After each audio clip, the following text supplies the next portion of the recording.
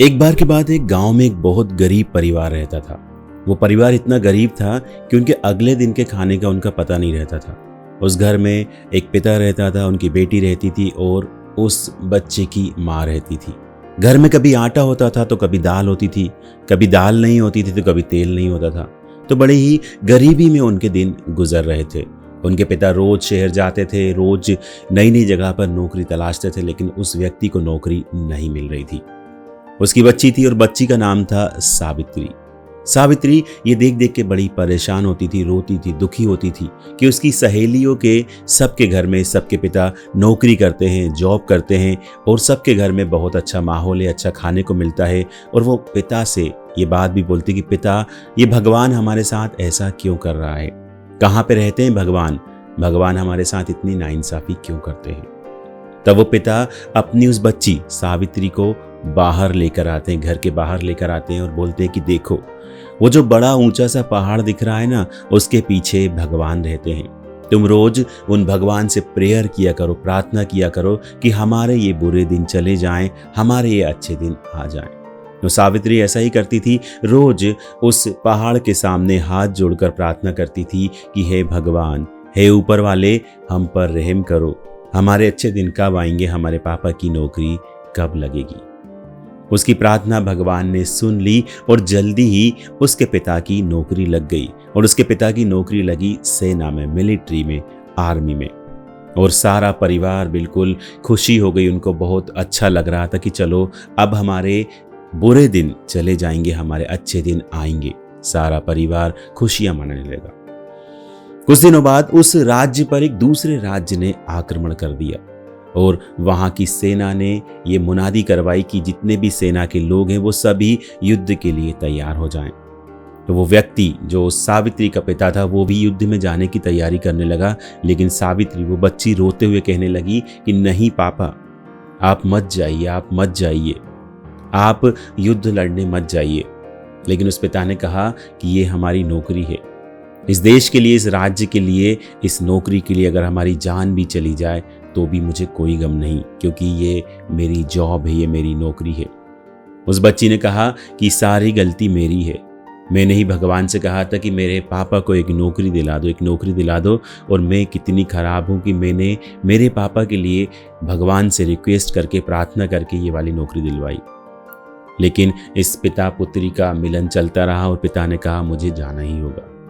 जब उसके पिता नहीं माने तो सावित्री ने अपने हाथ से एक चिट्ठी लिखी और कहा कि पापा, जब आप उस पहाड़ के पास जाओ तो ये चिट्ठी उन भगवान को दे देना जो कि उस पहाड़ पर रहते हैं। उसके पिता को आश्चर्य हो रहा था कि मेरी बेटी अब भी उस भगवान को मानती है जो पहाड़ के पीछे रहते हैं।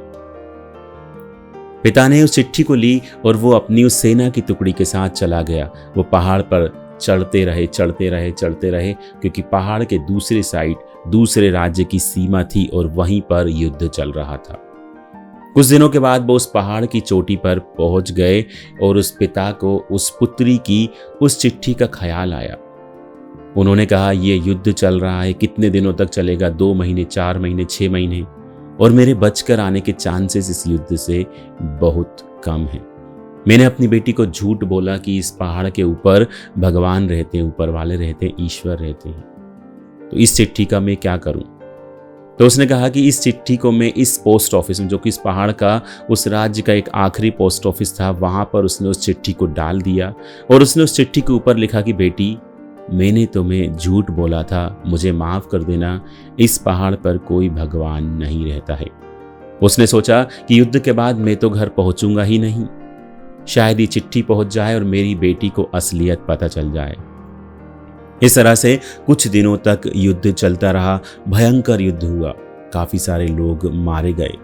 और उस गांव में कुछ दिनों बाद ये खबर आई कि सैनिकों की जो टुकड़ी इस गांव से गई थी, वो सारे के सारे लोग मारे गए। अब उस घर में शोक की घड़ियां शुरू हो गई थी। उसकी पत्नी, उसकी बेटी, पूरे गांव वाले लोग शोक करने लगे। सब लोग दुख में अपना जीवन बिताने लगे, क्योंकि कई सारे सैनिक वहां के मारे गए थे। 3 से 4 महीने बाद उस घर के सामने एक दुबला पतला आदमी दौड़ता हुआ आ रहा था। उसके कपड़े फटे हुए थे, वो बहुत बुरी तरह से जख्मी था और सावित्री के घर के सामने, उसके गेट के सामने आकर रुक गया। सावित्री ने बाहर देखा और दौड़ कर आई और उसने अपने पापा को पहचान लिया। जी हाँ, वो सावित्री के पापा थे। पिता पुत्री का मिलन चल रहा था। सावित्री ने पूछा कि पापा, आपने इतना टाइम कहाँ लगा दिया, कोई भी वापस नहीं आया।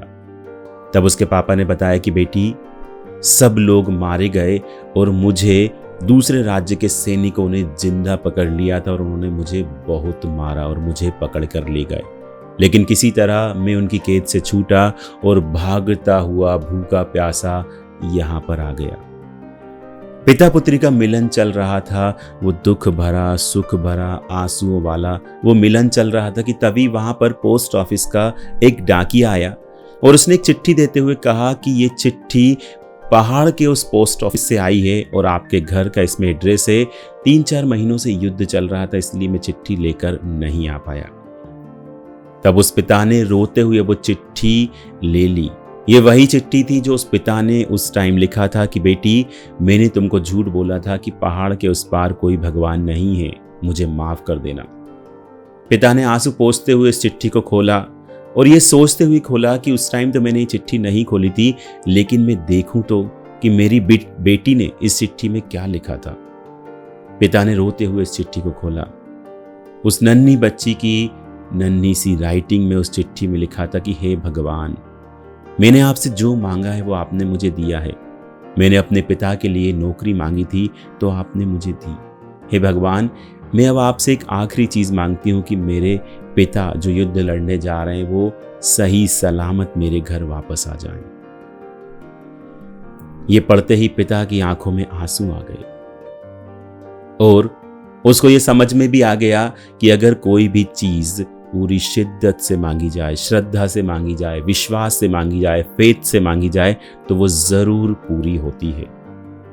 और ये छोटी सी कहानी हमको हमारे जीवन में एक बहुत बड़ी सीख देती है कि अगर हम भगवान पर विश्वास रखें, लेकिन बिलीव करें, विश्वास करें, लेकिन पूरी श्रद्धा के साथ करें, उसमें 0.001% का भी ये नहीं होना चाहिए कि अगर ऐसा नहीं हुआ तो। अगर हम पूरी श्रद्धा के साथ भगवान पर विश्वास करेंगे, ऊपर वाले पर विश्वास करेंगे, पूरी श्रद्धा भाव के साथ, पूरे विश्वास के साथ, तो हमारा काम वो जरूर पूरा होगा। हमें सिर्फ हमारे कर्म करना है, 100% हमें हमारे काम में देना है और बाकी सब हमें ऊपर वाले पर छोड़ देना है।